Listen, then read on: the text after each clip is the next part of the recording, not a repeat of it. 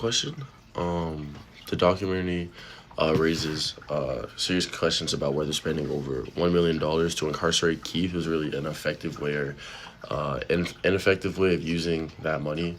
From a criminal justice perspective, that amount of money should have ideally led to like an increased public safety or a meaningful rehabilitation. However, long-term incarceration does not often fix or cover the roots of criminal behavior, especially if those cases involve things like mental health, addiction, or social conditions.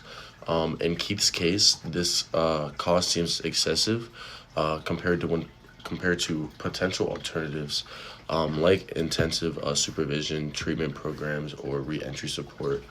That same money could have been used to fund community-based programs that prevent crime in the first place or reduce recidivism.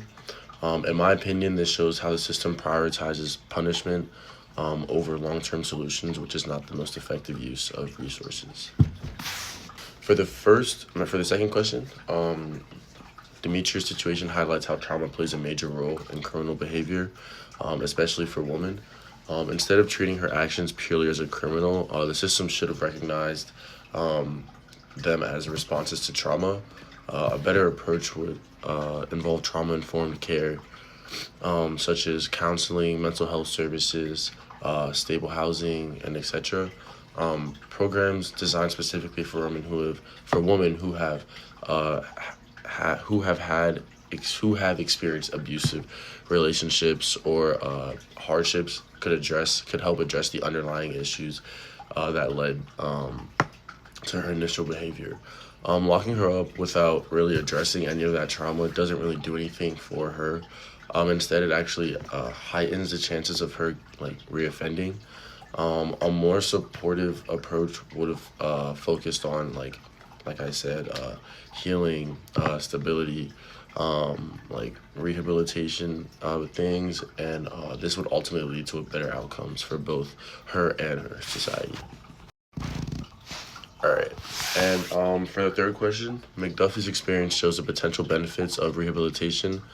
After his release, he is placed in a treatment facility where he receives support for substance abuse and PTSD. This approach seems much more effective than simply keeping someone incarcerated without providing help. Rehabilitation addresses the actual problems that contribute to criminal behavior, which is giving a chance for individuals to see change or have an attempt at change. I believe these types of programs should be more widespread, especially for nonviolent offenders. In some cases, treatment should even replace jail or prison time, particularly when addiction or mental health are the the main root or cause of the crime that was committed.